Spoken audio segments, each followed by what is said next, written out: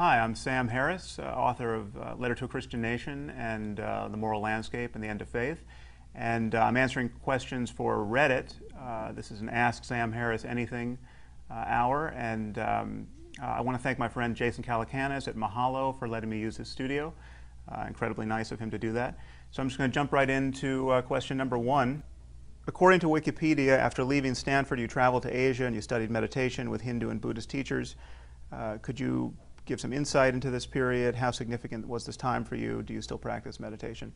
Yeah, I do practice meditation still, and this period in my life was just absolutely formative of my view of the nature of human consciousness, what the possibilities are for changing our experience of the world, why it would be interesting to study consciousness and subjectivity at the level of the brain. I mean, all this preceded my interest in neuroscience, and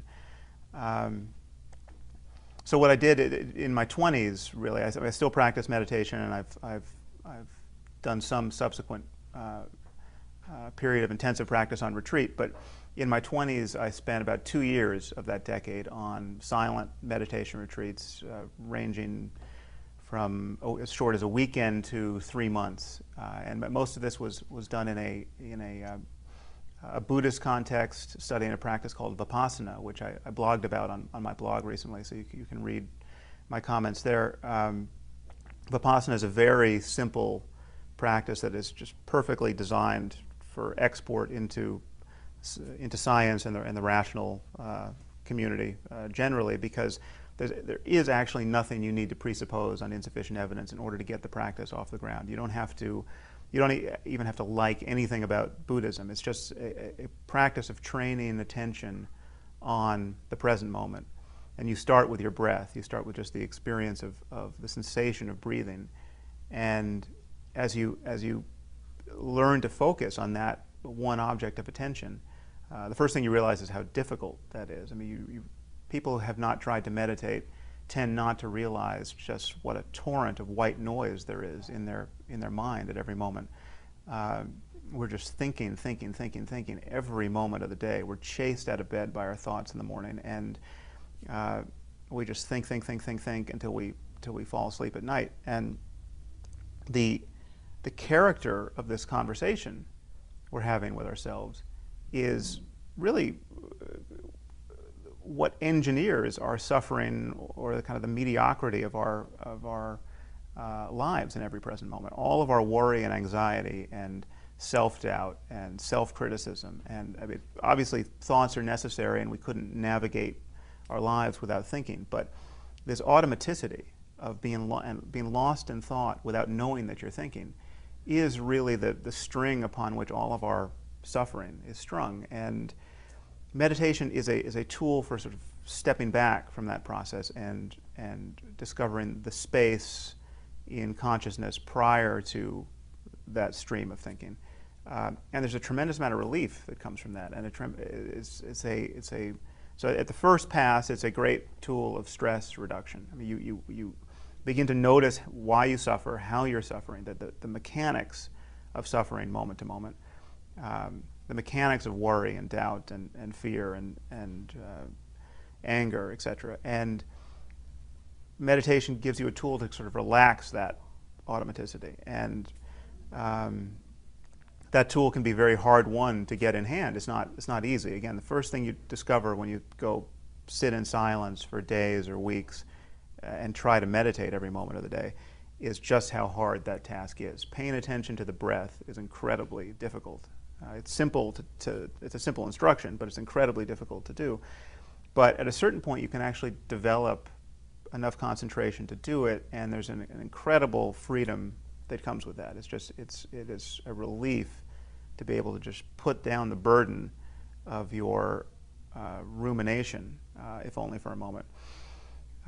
The other thing that comes from it, and the reason why this is of such intellectual interest to me, as apart from personal interest, is that it breaks this cognitive illusion that most of us live with most of the time, that we are egos, that we are selves, that we are this something to which this pronoun I can refer, riding around inside our bodies. I mean, this is the point of view that most of you, I think, will find familiar, that you don't feel truly identical to your body. You don't feel that you are coterminous with your body down to your fingertips. You feel that you have a body. You feel that you are a subject living inside the body, which is paradoxically a kind of object. I mean, it's a kind of a vehicle for you.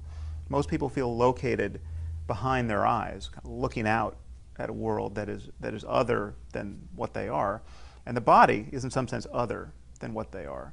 And this is an illusion. This is an illusion that we know this is an illusion neurologically. We know this doesn't make sense scientifically when you just reductively look at what the self could possibly be as a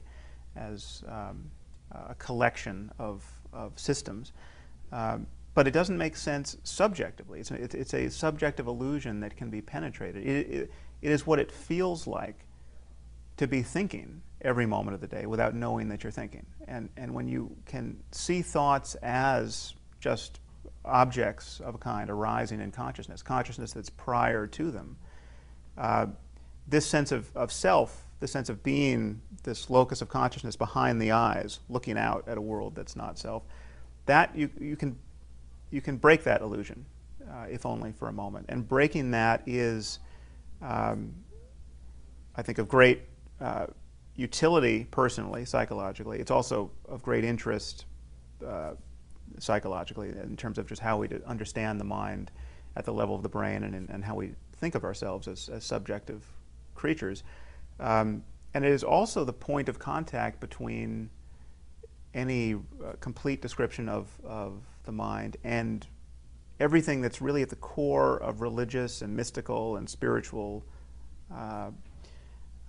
literature. I mean, the fascination that human beings have had for 2,000 years, at least, with notions of self-transcendence and transforming human life in the context of religion has been seeded by this possibility. I mean, people have lost their feeling of self to a great degree, and with that loss has come incredibly positive experiences and a real freedom that is rare in this world. And then they have kind of witnessed that freedom to others and described it in terms of Iron Age pseudoscience and philosophy. So it's you have it all conflated with very ancient concepts of being in relationship to a deity, and this is a problem. I mean, the only language we have had in which to talk about the higher possibility of self-transcendence has been religious language, and that's something that I'm hoping to change in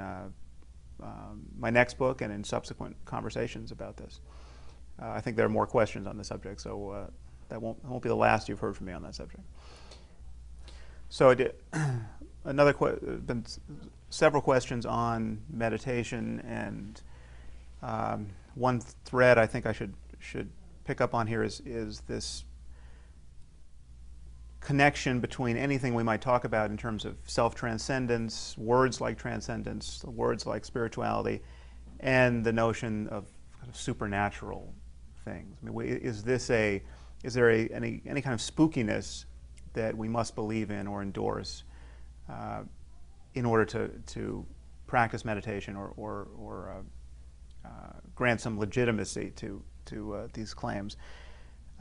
I think we have to make a really clear distinction between describing the character of one's experience and making claims about the way the cosmos is. And this is really where a lot of conversations about really any conversation about meditation and spirituality and science tends to go astray. You have someone like Deepak Chopra, who is for all intents and purposes, a pseudoscientist and a charlatan, who makes